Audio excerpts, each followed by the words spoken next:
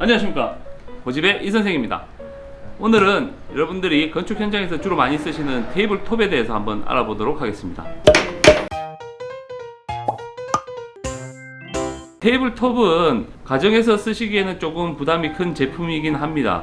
왜냐하면 목공을 하시는 분들이 취미생활로 이 테이블톱을 구매를 하시고 베란다에 설치를 하셔서 사용하시면서 느꼈던 그런 불편함이나 부피가 커서 작업을 하는데 어려움이 많았던 점들이 인터넷 커뮤니티에 보면 상당히 많이 올라와 있거든요. 하지만 저희들은 이제 현장에서 인테리어 공사나 이런 것들을 할 때 이런 판재들을 직각을 정확하게, 면을 정확하게 자르게 하기 위해서는 이 테이블톱이 필수적으로 필요한 제품입니다. 여러분들이 가정에 구비하시기에는 조금 부담은 되시겠지만은 그래도 이 테이블톱 어떻게 사용하는지 여러분들에게 간단하게 한번 보여드리도록 하겠습니다. 테이블톱은 전체적으로 보시면은 이 테이블톱 같은 경우는 밴드 형태의 테이블톱이라고 보시면 될 것 같아요. 모터가 직접 구동을 해서 톱날을 돌리는 형태가 아니고요. 하부에 보시면은 모터가 따로 있고 벨트를 통해서 톱날을 돌리는 형태여서 소음에 관한 부분에서는 오히려 좀 일반 원형 톱을 쓰시는 것보다는 조금 더 소음이 적게 나는 제품이긴 합니다. 문제가 뭐냐면은 이 톱날을 통해서 부재가 잘리게 되면은 절단되는 소리는 똑같이 나기 때문에 시끄러운 건 똑같다라고 보시면 될 것 같아요. 그래서 보통 이제 자기들이 집에서 목공하시려고 이런 테이블톱을 큰 것도 사시긴 하시지만 작은 것들도 사고는 하시는데 소음에 대한 부분은 고민을 하시고 제품을 구입하시는 게 좋을 것 같습니다. 어쨌든 무조건 테이블톱은 소리가 크다 라는 것을 기억하시면 될 것 같고요. 각구에 대해서 조금 설명을 드리도록 하겠습니다. 이 테이블톱 같은 경우는 톱날의 깊이를 조절할 수 있게끔 만들어져 있는 톱이어서 지금 보시면은 이 위쪽에 이 톱날 보이시죠? 제가 지금 손으로 만지고 있지만 절대 손으로 만지시면 안 됩니다. 테이블톱에 대해서 각구 명칭을 좀 설명드리도록 할게요. 우선 이 톱날이 밑에서부터 올라오게끔 되어 있습니다. 아까 말씀드렸듯이 모터와 톱날이 따로 되어 있기 때문에 벨트로 연결되어 있기 때문에 이 톱날 높이를 여기서 마음대로 조절하실 수가 있어요. 그래서 두꺼운 부재를 자르실 때는 올리시고 얇은 부재를 자르실 때는 이렇게 톱날을 저희들이 높였다 올렸다 할 수가 있습니다. 스위치가 이제 그 왼쪽에 달려 있는데 이 왼쪽에 스위치를 누르시면은 톱날이 들어가면서 작동이 되는 겁니다. 그리고 이 톱날과 이 부재의 간격을 조절할 수 있는 이 조깃대가 지금 옆에 붙어 있어요. 네.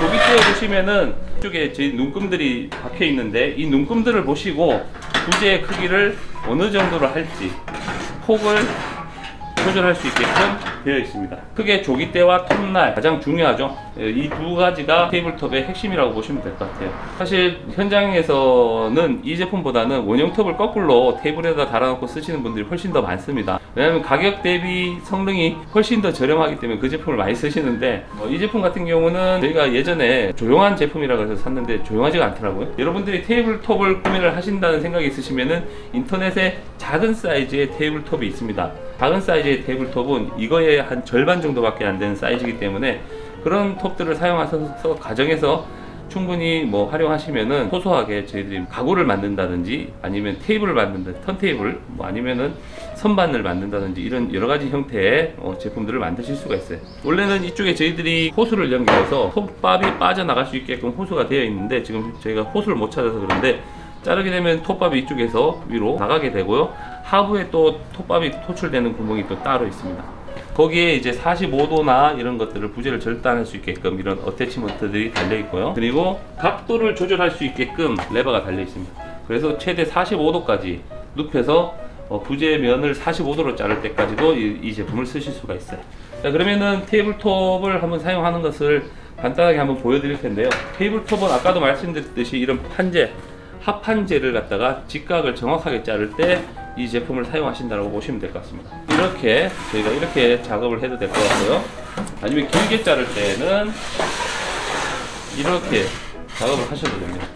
지금부터 합판을 한번 잘라 볼 텐데요. 여러분들한테 다시 한번 말씀드리지만은 테이블톱은 톱날입니다. 톱날은 상당히 위험하겠죠. 저번에도 한번 말씀을 드렸지만은 현장에서 사고가 가장 많이 나는 것들이 각도 절단기, 테이블톱, 그리고 타카 이런 제품들에서 사고가 많이 나기 때문에 이 톱날이 돌아가고 있다는 거, 손가락이 언제든 쉽게 잘릴 수 있다는 거 기억하시면서 이 테이블톱을 사용하셔야 됩니다. 보통 현장에서 목수분들은 아예 이 테이블톱을 사용할 때는 장갑을 벗고 작업을 하시는 분들이 상당히 많아요. 톱날 근처에 장갑이 가면은 이 실이 많이 풀리는 상태에서 톱날에 걸리게 되면 딸려 들어가게 되십니다. 그러면 손이 자연스럽게 밀고 가다가 장갑이 딸려가면서 같이 손이 딸려 들어가서 사고 나는 경우가 상당히 많거든요. 그래서 이렇게 장갑을 벗고 작업하시는 분들이 상당히 많습니다. 저도 오늘은 장갑을 벗고 한번 작업을 해보도록 하겠습니다. 26cm짜리 판지를 한번 만들어 볼게요. 26cm에 맞춰서 조깃대를 쪼으시고요. 합판을 넣으실 때에는 합판의 이쪽 면이 조깃대 면에 밀착이 되어야지만이 정확하게 26cm가 날아간다고 보시면 될 것 같아요. 이 면이 조깃대의 면과 일직선이 되게 밀착을 시켜서 절단을 하셔야 됩니다. 45도에서 들어갈 거예요. 이렇게.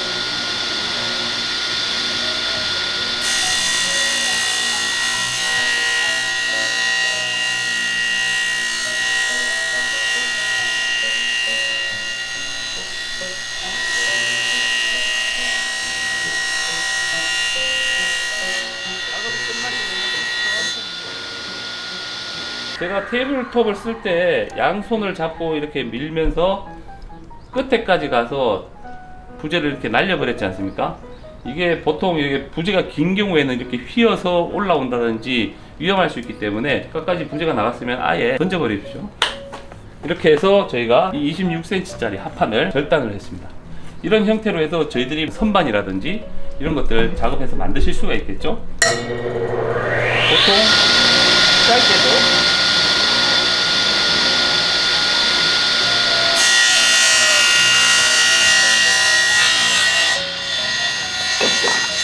테이블톱은 합판을 자르는 용도로 여러분들이 사용하실 수 있는 제품입니다. 오늘은 테이블톱 사용 방법에 대해서 한번 간단하게 알아봤는데요. 다음에도 좀 더 알찬 장비 정보로 여러분들을 찾아뵙도록 하겠습니다. 지금까지 고집의 이 선생이었습니다.